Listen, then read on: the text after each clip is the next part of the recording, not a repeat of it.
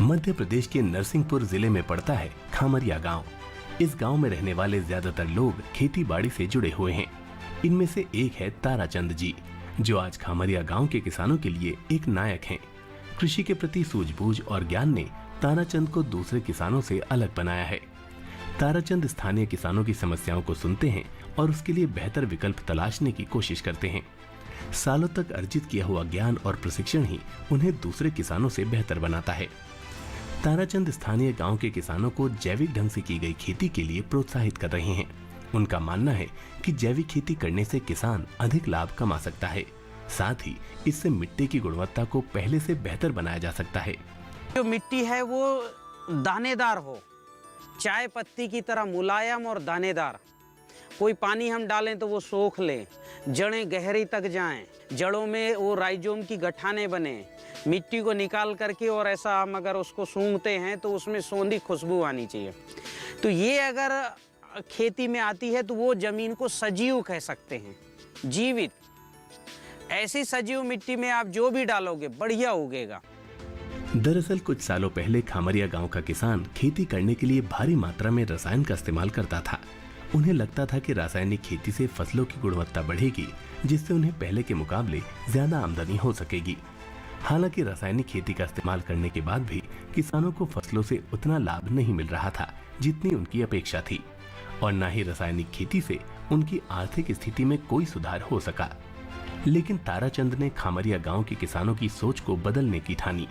उन्हें रासायनिक खेती से जैविक खेती की ओर लेकर आए। ताराचंद ने अपनी सालों की मेहनत और ज्ञान को गांव के किसानों के साथ साझा किया। उन्हें जैविक तरीके से खेती के महत्व के बारे में बताया, उनकी समस्याओं को सुना और समाधान निकालने की कोशिश की। खामरिया गांव के रहने वाले ताराचंद किसान परिवार से हैं। उन्होंने बचपन से ही अपने आसपास किसानों को खेती बाड़ी करते हुए देखा है। इनके पिता के पास 16 एकड़ की जमीन होने के बावजूद इनकी आर्थिक स्थिति बेहद दयनीय थी। उनके परिवार में खाने पीने के लिए भी उपयुक्त व्यवस्था नहीं थी। ये हालात सिर्फ ताराचंद के घर के ही नहीं थे, बल्कि गांव के ज्यादातर किसान अपनी बुरी आर्थिक स्थिति से लड़ रहे थे। किसानों की आर्थिक स्थिति को बेहतर बनाने के लिए उन्हें नई तकनीक और बेहतर प्रशिक्षण की आवश्यकता थी। ताराचंद ने जब अपने खेतों और आसपास के खेतों को देखा तो ये जाना कि इतनी खेती होने के बावजूद किसानों की ऐसी दयनीय अवस्था क्यों है। मुझे 5 गांव में काम करना था समग्र ग्राम विकास के लिए, तो वहाँ सैकड़ों किसान मिल गए। तो जैविक खेती का उनके बीच में प्रयोग करता चला गया। प्रयोग किया तो एक ही सीजन में मेरे पास ऐसे ढेरों रिजल्ट आते थे। उनका एनालिसिस भी किया, 1 साल 2 साल 3 साल, तो कौन से नुस्खे ज़्यादा कारगर हैं वो मेरे पास आते चले गए। मैं नरसिंहपुर आकर और यहाँ मैंने काम की शुरुआत किया। शुरुआत मैंने लोगों को जैविक खेती बताने से किया। बताते बताते फिर मुझे ऐसा लगा कि नहीं, खेती ले करके और स्वयं खेती करके लोगों को दिखाएं। तो मैंने यहाँ पर 22 एकड़ लीज पर लिया है खेती। 10 एकड़ में अमरूद लगा हुआ है। मैंने सब्जियों की खेती करके दिखाई, हर पत्ते से लौकी कैसे आती है, कद्दू है, करेला है, ये कैसे ज़्यादा मात्रा में फलता है। आज क्या है कि पूरे नरसिंहपुर ने देश भर के और विदेशों से भी यहाँ किसान आ रहे हैं सीखने के लिए। ताराचंद ने अपनी 12वीं की परीक्षा देने के बाद उन लोगों से मिलना शुरू किया जो उनकी सहायता कर सकते थे। इस दौरान उन्हें चित्रकूट दीनदयाल शोध संस्थान में काम करने का अवसर प्राप्त हुआ। यहाँ उन्होंने कृषि से जुड़ी समग्र ग्राम विकास योजना में काम किया। अब हमारा जो पौधा जो बढ़ रहा है उसके लिए मैं 2 तरह के फार्मूले मैंने बनाए हैं। एक गौमूत्र से बनाते, एक मट्ठा से बनाते हैं। गौमूत्र से बनाने के लिए क्या करते हैं कि एक हम मिट्टी का घड़ा लेते हैं। मिट्टी के घड़े में 200-250 ग्राम गोबर और थोड़ा 50 ग्राम गुड़ मिला देते हैं। फिर उसमें नीम, मदार यानी अकौआ और गंजी, इसकी पत्ती लेते हैं 200-250 ग्राम।